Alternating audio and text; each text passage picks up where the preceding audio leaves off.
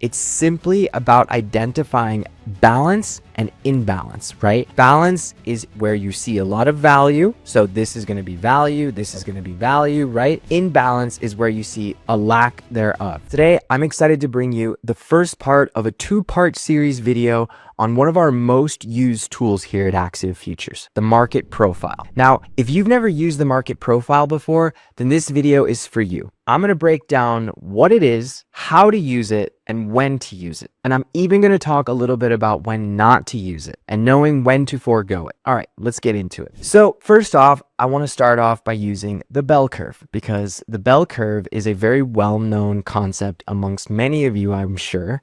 And even if it's not, let's have a quick discussion. Now, the bell curve, as you can see in general math, is basically normal distribution. Now, what does that mean exactly? Let's use work performance as an example to help you understand. This is going to be your average, or your mean, or your median. Most of us in high school or primary school or wherever you're from have heard what the mean is, right? Reversion to mean, etc. We obviously heard this in trading. This is where, just on a natural order of things, the most distribution occurs over time, right? Now, a -1 standard deviation, a -2, a -3. The farther away you get from the mean, well, then you are starting to enter the extreme. And the extreme is defined by, again, leaving the mean by a standard of more than +2 or -2. So in the case of work performance, if you are, not catching up on your work, if you're finding a difficulty in showing up, whatever the case may be, then you are going to be in the -3 standard deviation of what your usual performance is, right? Because you got hired in the first place. You were able to get the job and keep the job for some time. So when people start to lag, well, that is a normal distribution away from the mean towards the negative side. Now, the positive side works the same, right? If you are overperforming, you are having a great quarter, you're getting a raise, you're getting a promotion, you are in the +3 of the bell curve, right? You are outside of the usual distribution, right? You're an outperformer, or on the other side, you're an underperformer, right? So how does this help us with trading? How does this help us in understanding the market?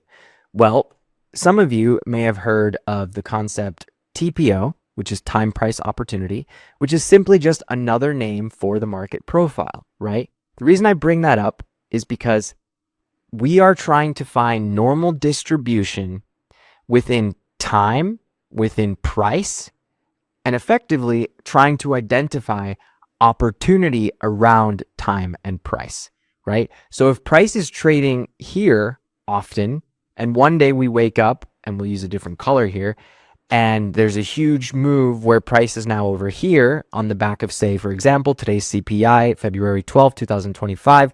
We had a hot CPI print, so we know that the bond market is trading here in the negative, right? Lower prices, higher yields. We know that that is a standard deviation -3 outside of the mean, right? So that helps us understand where there's an imbalance in what is usually a balanced distribution, right, folks?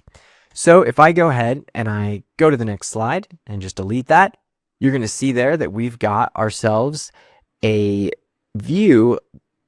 Let me just go back to this one. You can see here we've got the same bell curve, and I've literally just flipped it vertically, and I've brought you a candlestick chart, which I'm sure you're all familiar with, that shows you the same pattern, the same distribution of volume that you're seeing here. And I wanted to find one without using an actual market profile chart that shows you exactly what you see in the candlestick chart, right?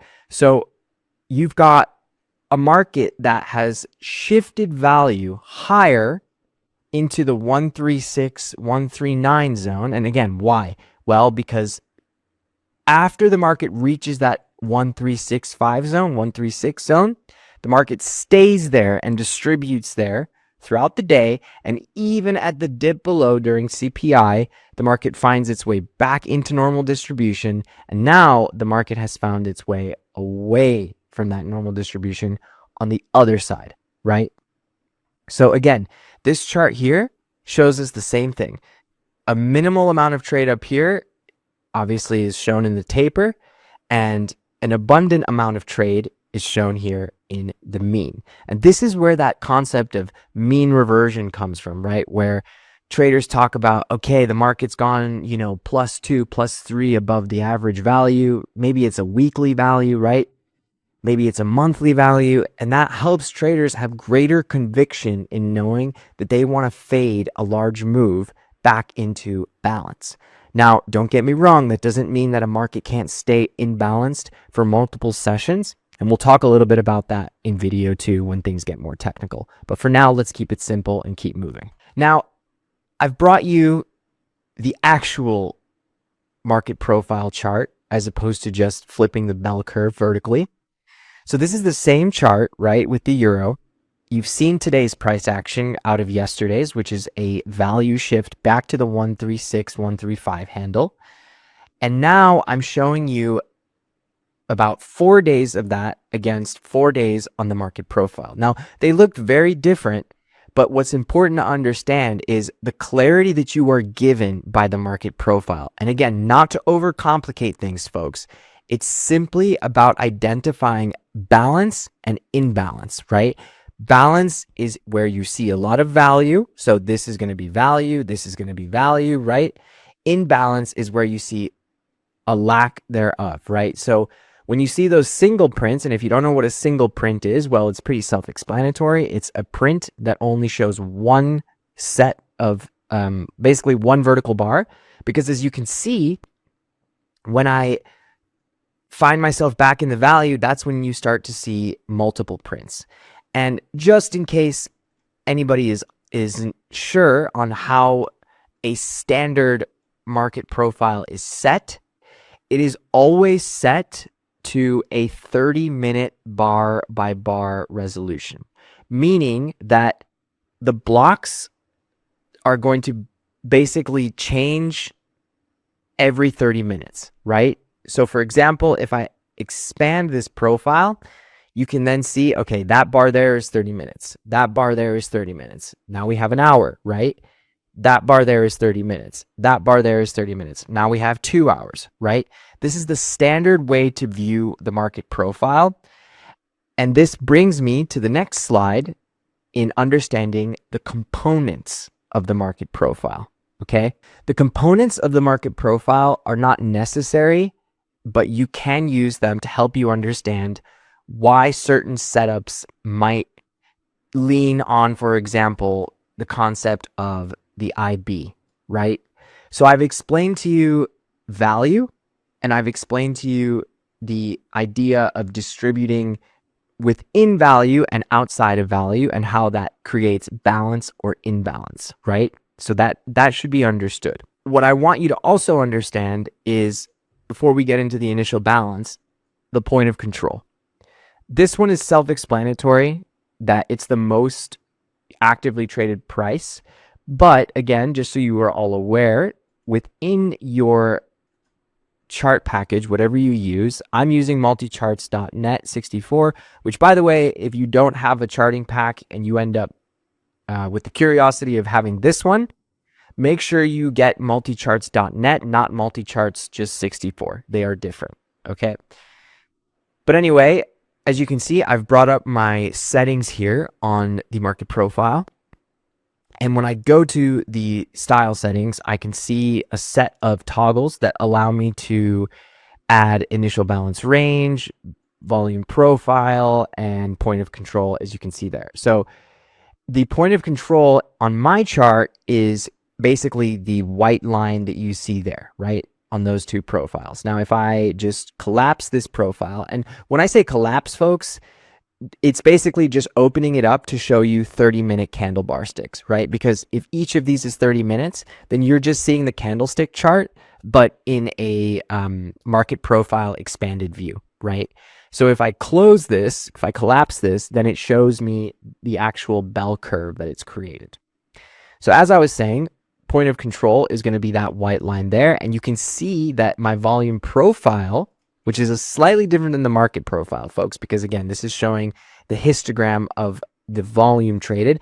It's showing you more or less the same thing, but notice that when I have a single print tail here, like we did today on the gold, I get more information from adding that volume profile by knowing, okay, there's a small node of trade that occurred here.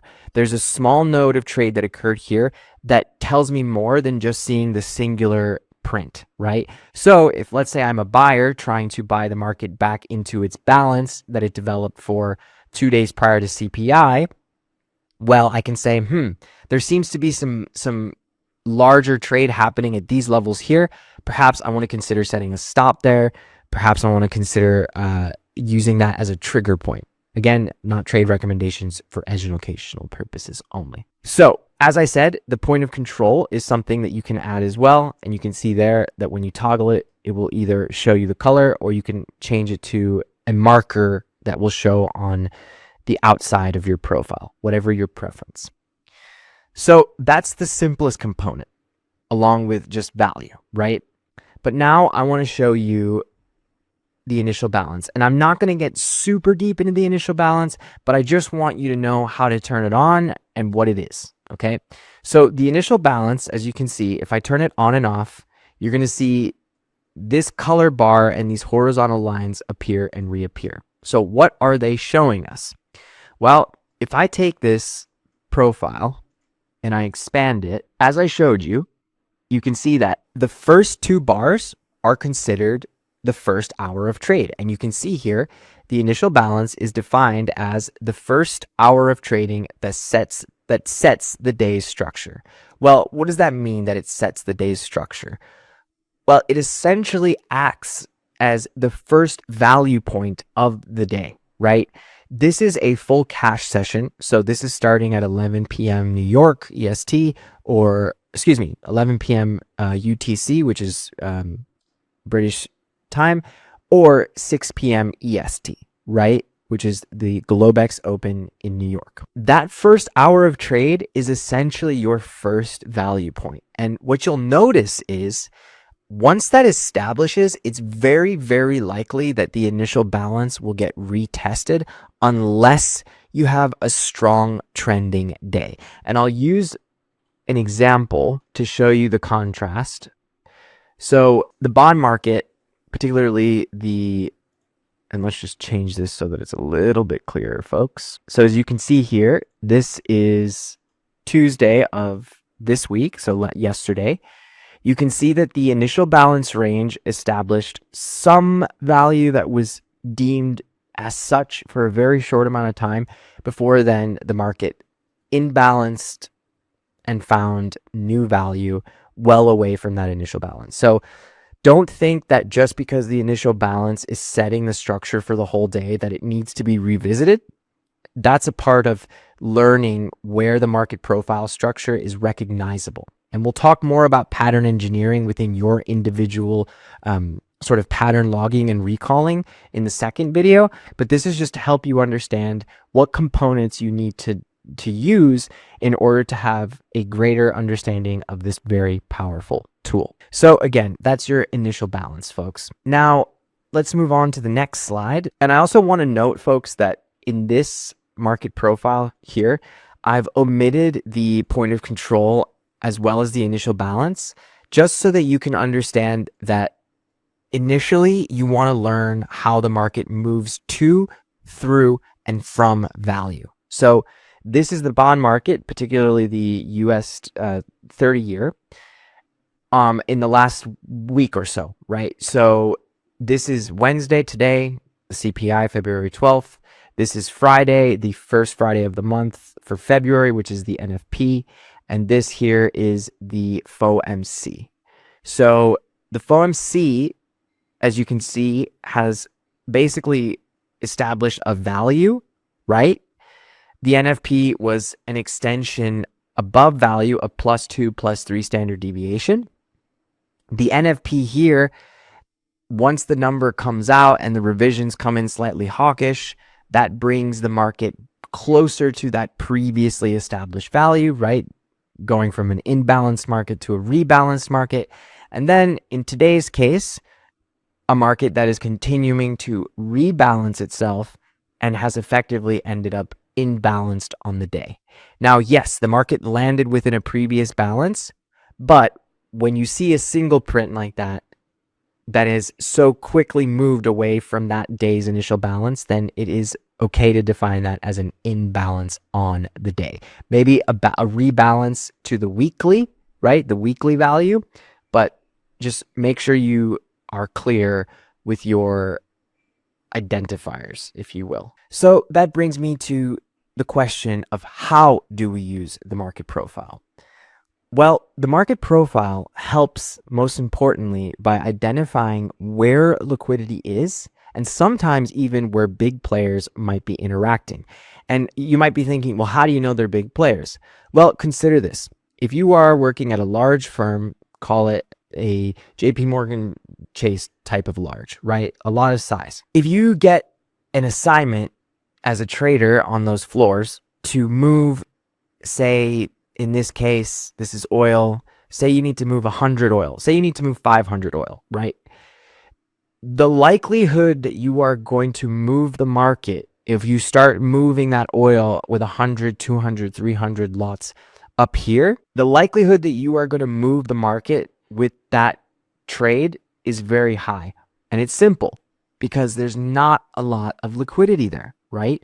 So when an institution needs to move, they need to move somewhere where the liquidity is available, because let's not forget the original market auction theory, folks. Without buyers, there can't be sellers, and vice versa.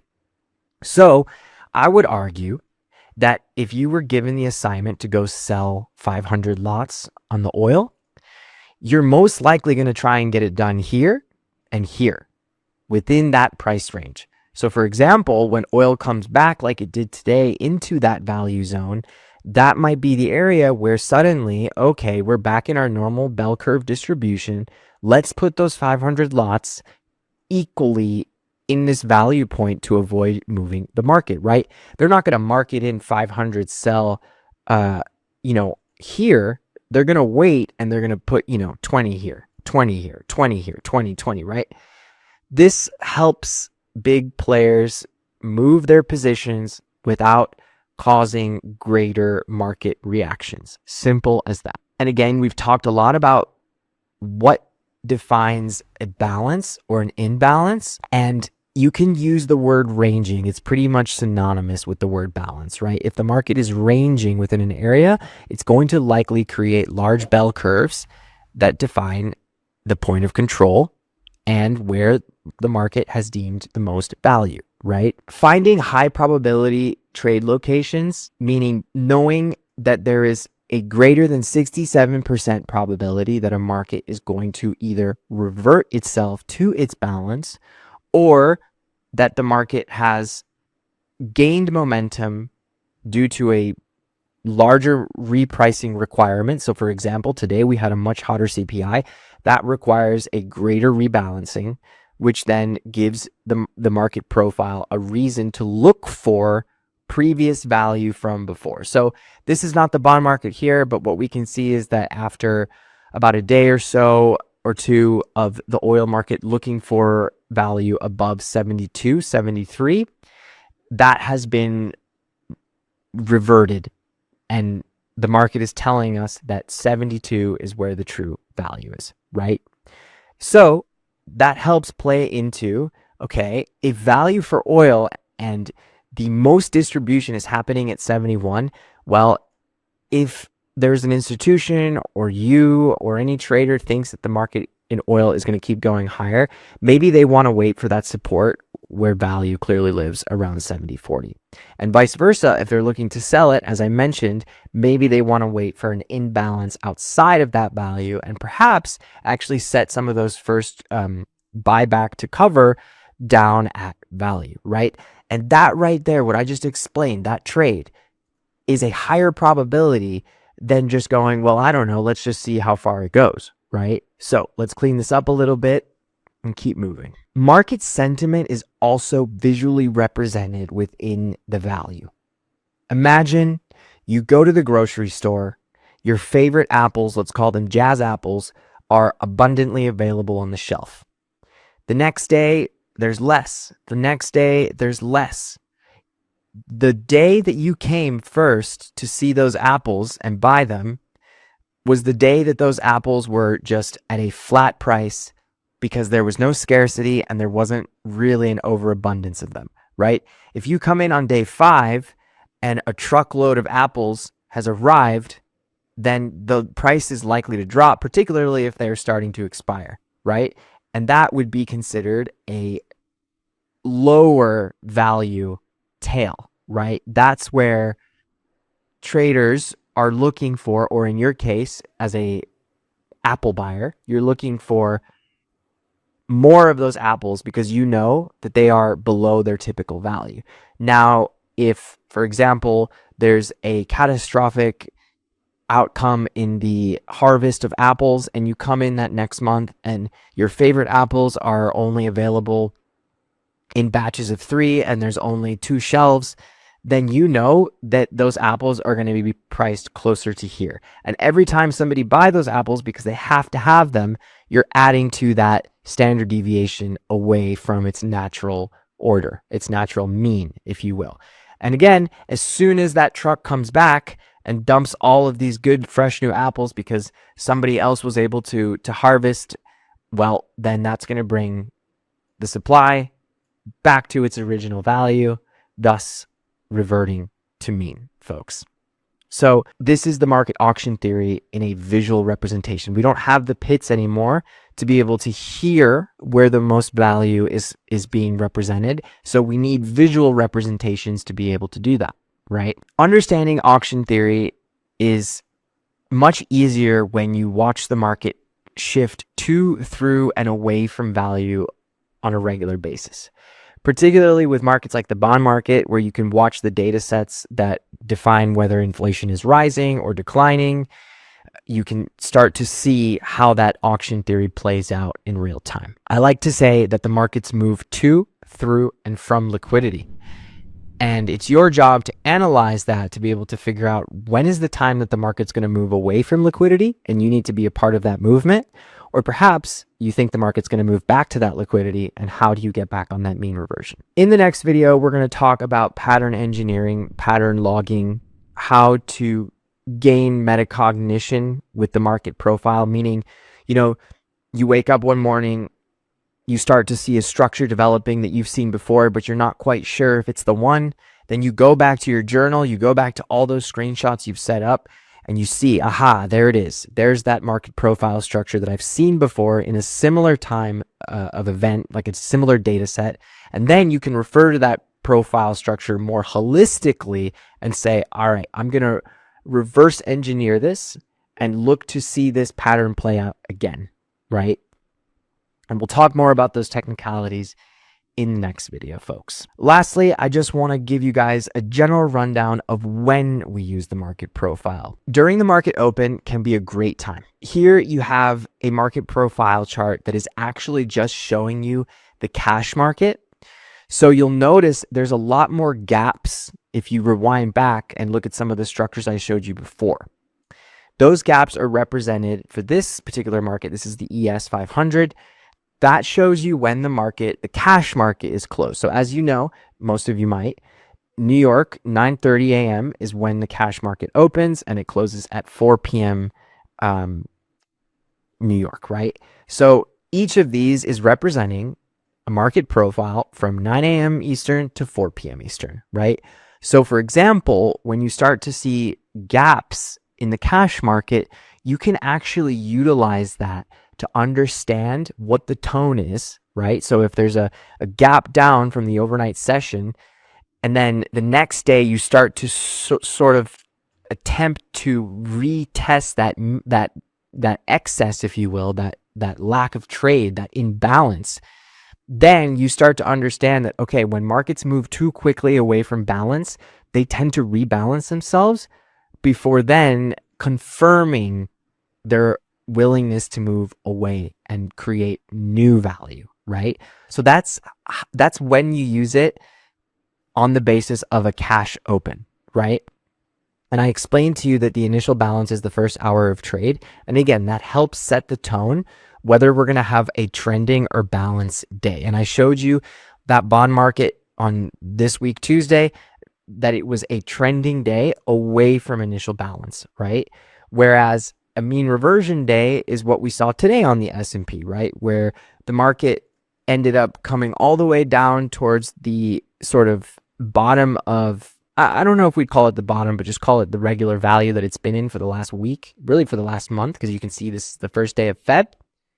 The market found value there and quickly shifted back to its previous higher value zone, which again is a balanced day rather than a trending imbalance like we see in the bond market. So at key inflection points, folks, the market tends to respond, and that's another thing that we use it for. So what we mean by this is when the market is at a value area high or a value area low, so this is going to be a value area high here. When the market is sort of teasing the value area high, and this is, I guess, on a weekly standpoint, you can also identify value area high on a singular profile. And let me actually use this here to make it clearer, folks. And we'll use the bond market because it's a good extreme example. You can see that value area high is going to be obviously here, while value area low is obviously there, right? Because that's the 2 points of value. Currently, the bond market has been unable to define any sort of value above that 113.30 handle. And again, that's likely on the back of the repricing with the hotter than expected CPI. All right, folks, I don't want to get too technical in this video because this is for beginners, but I encourage all of you to go find a market profile that you can use. I know that TradingView has one available now. You can use Sierra charts, you can use multi-charts, you can use NinjaTrader. There's plenty of accessible market profiles out there, but I hope this video was helpful for you, and I look forward to seeing you in the next one. Make sure you click that subscribe button, click the link below, and we will see you in the next one. Thank you, folks.